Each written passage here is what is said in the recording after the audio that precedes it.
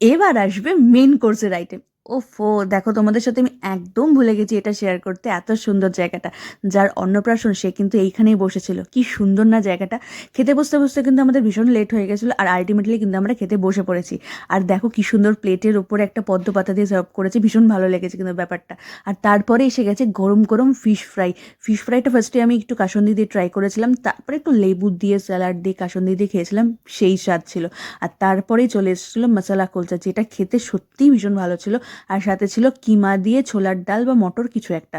আর তারপরে ধোয়া ওড়া একেবারে সাদা ভাত, ভেজ, আর সাথে ছিল ডাল কিন্তু ঝুরঝুরে আর আলু ভাজা। আর এই গরম ভাতে ভেজ ডালের সাথে আলু ভাজা খেতে কিন্তু উফ, কি ভালোই না লাগে। আর তারপরে এসে গেছে ভেটকি মাছের পাতুরি, যেটা অনেক অনুষ্ঠান বাড়িতে খেয়েছি, কিন্তু এইটা কিন্তু বেশি ভালো ছিল। আর এসে গেছে শো স্টপার আজকের মাটন আর ফ্রাইড রাইস। এই কম্বিনেশনটা কিন্তু খুবই ভালো লাগে।